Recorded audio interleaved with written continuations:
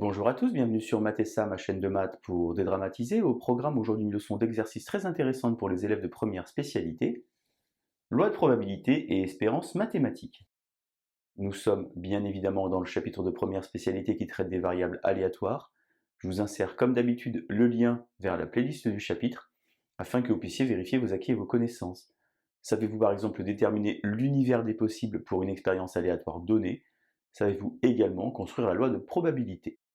On a donc aujourd'hui un énoncé relativement simple, on a un restaurateur qui a donc à sa carte des entrées, des plats et des desserts. Et dans la restauration, on appelle cela le ticket moyen. Le restaurateur aimerait donc bien savoir combien va dépenser en moyenne un client. Si vous vous sentez suffisamment à l'aise, eh bien comme d'habitude, je vous propose de mettre la vidéo en pause. Vous allez donc tenter de compléter le tableau préparé pour vous, afin donc de déterminer ce ticket moyen, qui en mathématiques s'appelle l'espérance mathématique, que ce soit à la main, mais surtout à la TI 83. Allez, un brouillon à crayon, et c'est parti. Alors on va donc extraire les informations de l'énoncé. Alors première remarque très importante, on va traduire la situation ici par un arbre. Il ne s'agit pas d'un arbre de probabilité, car je vais indiquer sur les branches non pas les probabilités, mais la dépense du client. On a donc ici par exemple trois entrées, que je vais appeler E1, E2 et E3. La première entrée coûte 2 euros, la deuxième entrée 3 euros, et enfin la troisième entrée 4 euros. Ensuite, le client a le choix entre trois plats. Premier plat, deuxième plat, troisième plat.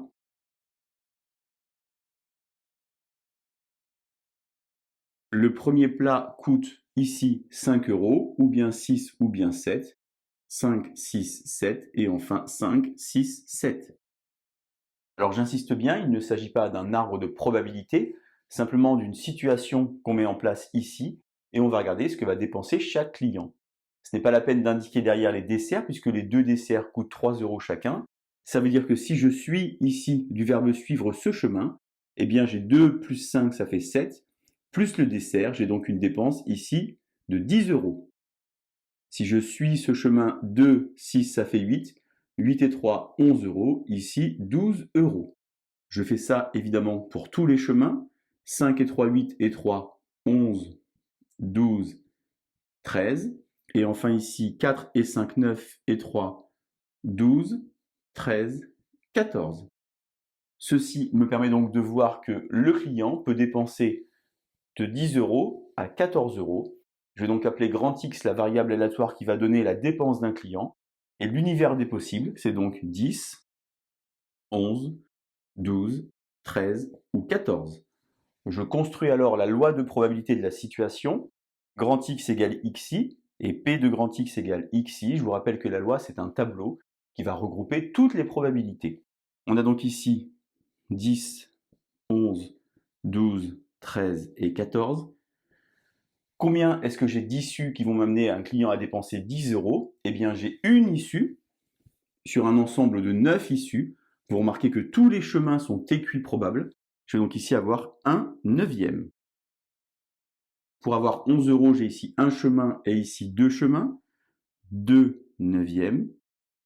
Pour avoir 12 euros, un chemin, deux chemins, trois chemins. 3 neuvièmes. Peut-être que vous êtes tenté de remplacer 3 neuvièmes par 1 tiers. Je vous le déconseille, conservez toutes les fractions au même dénominateur. Ce sera plus simple pour vérifier que la somme fait bien 1. Ensuite, 13 euros, un chemin, deux chemins, 2 neuvièmes. Et enfin, le dernier, 14 euros, 1 neuvième. J'ai donc ici construit la loi de probabilité pour ma variable aléatoire. Vous vous rendez compte ici que toutes les issues n'ont pas la même chance d'être réalisées. On n'est donc pas en situation d'équiprobabilité pour la variable aléatoire. On peut évidemment vérifier que la somme fait bien 1 en ajoutant tous les numérateurs. 1 plus 2, 3. 3 et 3, 6 et 2, 8 et 1, 9. 9 sur 9, ça fait bien 1. Je suis maintenant prêt à calculer mon espérance mathématique. Alors l'espérance mathématique, on va donc la calculer de deux manières différentes, soit à la main avec la formule.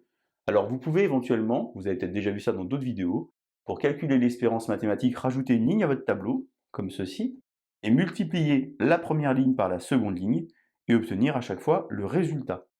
À la main, ça donne ceci avec le symbole somme. Je vous insère le lien évidemment vers la vidéo qui traite du symbole somme si vous voulez réviser. On va donc faire 10 euros fois 1 neuvième plus 11 € fois 2 neuvièmes plus 12 € fois 3 neuvièmes plus 13 € fois 2 neuvièmes et enfin, dernier, 14 € fois 1 neuvième. Puisque toutes les fractions sont au même dénominateur, c'est assez facile, on obtient une espérance mathématique de 12. Qu'est-ce que ça veut dire que ce 12? Eh bien, ça veut dire qu'en moyenne, un client dépense 12 € par repas. Ainsi, le restaurateur, s'il compte rapidement le nombre de convives dans sa salle de restaurant, a une vague idée de combien est-ce qu'il va avoir de recettes à chaque service. On va donc maintenant basculer sur la calculatrice pour montrer comment est-ce qu'il faut faire. Je vous insère donc comme d'habitude une petite incrustation. Alors on est sur le menu d'accueil, peut-être que vous avez déjà utilisé votre calculatrice pour faire d'autres choses. On va donc faire seconde plus, quatrième ligne, effacer toutes les listes, j'appuie sur entrée, comme ça j'ai toutes les listes vierges. Je vais donc utiliser le menu stat, j'appuie donc sur stat, première colonne, éditer. Il faut rentrer donc les deux listes, alors attention sur la machine les listes sont en verticale, et moi ici c'est en horizontal. Première valeur donc 10, puis 11, puis 12, puis 13, puis 14. Vous remarquez donc que j'ai rentré 5 valeurs, puisque la machine indique L1, 5. J'appuie sur Entrée, je bascule sur la deuxième liste, 1 neuvième, 2 neuvièmes, il n'est pas nécessaire d'utiliser la touche fraction, on peut simplement mettre le divisé, 3 neuvièmes, 2 neuvièmes, et enfin 1 neuvième. Je sors de là, je vais donc faire seconde quitter, et je suis donc sur l'écran d'accueil. Première vérification, est-ce que la somme des probabilités fait bien 1? J'appuie alors sur seconde liste, je vais chercher sur la troisième colonne, somme, et donc je vais faire la somme ici des L2, pour avoir L2 c'est donc seconde 2, et lorsque j'appuie sur Entrée, eh bien vous voyez que j'obtiens 1, ce qui signifie donc que la somme des probabilités fait bien 1. Plusieurs façons de trouver l'espérance mathématique à la calculatrice, si vous avez compris qu'il faut faire ça, fois ça, plus ça, fois ça, et ainsi de suite, et bien on va réitérer le processus, seconde liste, troisième colonne, somme, et entre parenthèses, j'écris L1, c'est-à-dire seconde 1, fois L2, c'est-à-dire seconde 2, je ferme la parenthèse, et j'obtiens, en appuyant sur Entrée, 12 €. Ceci, c'est avec la formule. Je peux également demander à la calculatrice de me calculer comme ceci l'espérance mathématique. Je retourne alors dans Stat, non plus Edit, mais Calc, statistique à une variable, je mets donc L1, puis L2, toujours pareil, seconde 2, j'appuie sur Entrée pour avoir calculé, et j'obtiens ici, en notation statistique, x bar, qui signifie finalement la moyenne, et ici, par rapport à ma variable aléatoire, e de x égale 12. Si vous avez besoin de réutiliser cette valeur, parce qu'ici c'est un nombre entier qui tombe juste, mais ce n'est pas forcément le cas tout le temps, vous avez dans votre machine maintenant stocké dans xbar cette valeur de 12. Faisons par exemple seconde quittée, on appuie alors sur la touche var qui veut dire variable, je descends jusqu'à statistique, et vous avez ici tous les indicateurs statistiques qui sont stockés dans la calculatrice.